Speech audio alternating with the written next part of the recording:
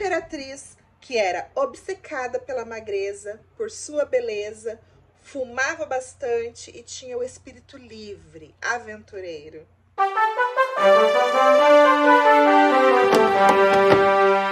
Olá, curiosos, tudo bem com vocês? E claro que nós vamos falar da Imperatriz Sissi, também muito conhecida como Elizabeth da Baviera. Essa que nasceu na véspera de Natal, em 24 de dezembro de 1837, em Munique.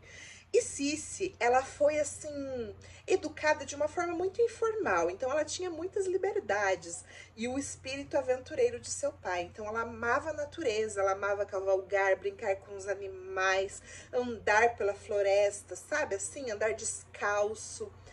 E ela amava isso. Então é muito importante eu falar isso agora para que você entenda lá na frente o porquê de Sissi se sentir tão sufocada e angustiada dentro da corte de Viena. Ela tinha 9 irmãos, sendo 4 meninas. Era filha de Maximiliano José da Baviera com Ludovica. Seu pai era um homem aventureiro. Sua mãe, Ludovica, era irmã de Sofia, que mais pra frente se tornaria sogra de Sissi. Então, a sogra de Sissi, além de sogra, também era tia de Sissi. Tudo ia muito bem. Sissi amava a sua vida, né? Naquele interior, né? De forma livre, como ela vivia. Então, tudo mudou quando ela e sua mãe e sua irmã Helene, que era sua irmã mais velha, que já estava prometida a Francisco José, fazem uma viagem. Uma viagem esta que seria para começar ali os preparativos do noivado, né? De Helene com Francisco José, que era filho de Sofia, e logo logo se tornaria imperador da Áustria. Como era normal manter tudo entre parentes, então uma das filhas de Ludovica foi cogitada realmente para fazer parte ali da realeza, né, da família imperial. E a mais indicada era Helene, porque ela já tinha 18 anos, ela foi bem educada para ser uma ótima esposa e também para ser imperatriz, já que ela estava prometida a Francisco José. Nessa época, Sissi tinha apenas 15 anos de idade. Helene, então, era considerada adequada para ser uma consorte real. Então, Ludovica e Helene são convidadas para a casa de verão, né, da família imperial, onde eles passavam o verão. E Sissi foi junto. Agora eu fico imaginando, né, no plot twist da história, se Sissi não tivesse ido junto, teria dado tudo certo? Será que realmente Francisco José e Helene teriam se casado? Porque assim, Francisco José não gostou muito de Helene, sabe? Ele preferiu Sissi, de apenas 15 anos de idade. E Helene se sentiu rejeitada, obviamente, e ele falou que se casaria somente se fosse para casar com Sissi e não com Helene. Acredito que o jeito de Sissi também, o comportamento, apesar dela ser tímida e tudo mais, ela tinha um comportamento diferente de Helene e diferente do que todos esperavam, né? Claro que o coração de Helene ficou arrebentado. Por quê? Ela foi trocada por sua irmã mais nova. O marido, o futuro marido, imagina quantos planos ela fez na cabeça dela, os sonhos que ela tinha, né, para essa nova família. E tudo aquilo acabou, porque ela não foi escolhida. Tanto que Helene e Sissi ficaram sem se falar durante um tempo. Então, em 24 de abril de 1854, acontece o casamento de Sissi e Francisco José. As celebrações duraram cerca de 2 semanas.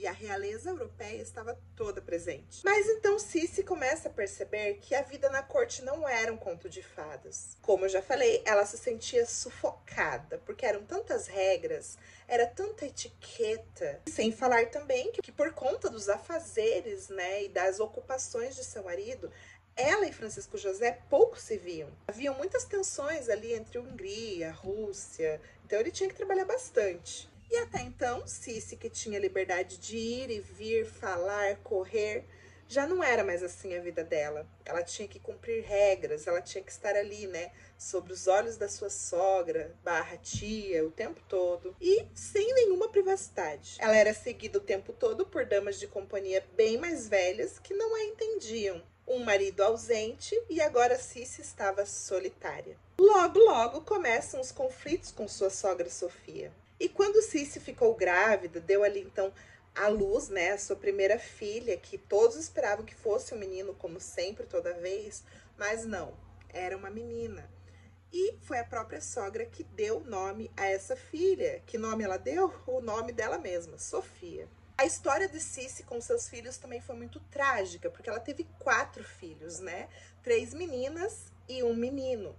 E essa primeira menina, a Sofia, ela morreu com apenas 2 anos de idade. Para piorar a história, essa menina morreu, digamos assim, que por uma desobediência ou não, né? Porque afinal Cici e Francisco José eram os pais da menina, então. Mas enfim, eles decidiram levar a pequena Sofia para uma viagem. E Sofia, a sogra de Cici, tinha avisado: não leve ela, deixe ela na corte comigo, é perigoso uma criança viajar e tudo mais.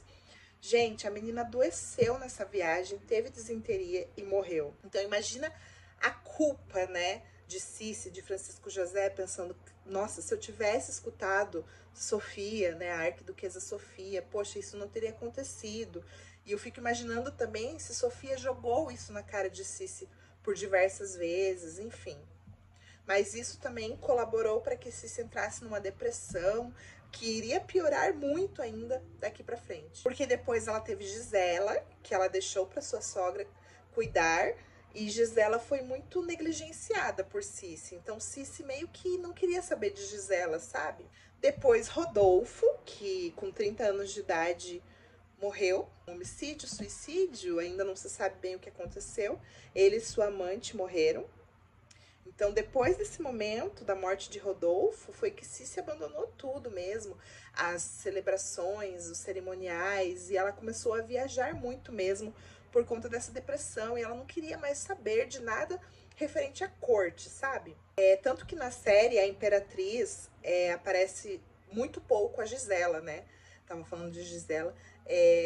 Aparece a morte, na segunda temporada aparece a morte de Sofia, e aparece a gestação dela de Gisela, porém a Gisela aparece ali nenenzinha e depois nunca mais, simplesmente sumiu, porque realmente não tem muita informação. E o caso trágico de Rodolfo é conhecido também como o incidente de Mayerling.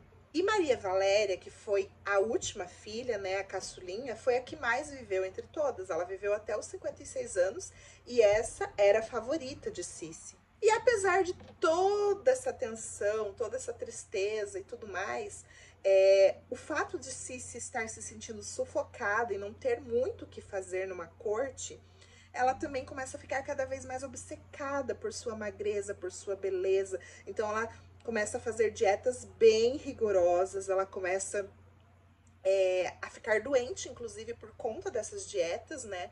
Ela teve problema no pulmão, ela também fumava muito, muito, muito, muito, e ela quase não comia alimento sólido. Então ela parou de comer alimento sólido, chegava a comer tipo meia dúzia de laranjas por dia. Por conta da anemia severa que ela teve que voltar a comer proteína. Só que, por exemplo, carne, ela não cortava e comia. Ela mandava triturar a carne e ela bebia aquilo como um suco. Além disso, ela também tinha uma obsessão com o seu cabelo, né? Que era gigantesco. Então, eram 3 horas ali escovando o seu cabelo, cuidando do seu cabelo.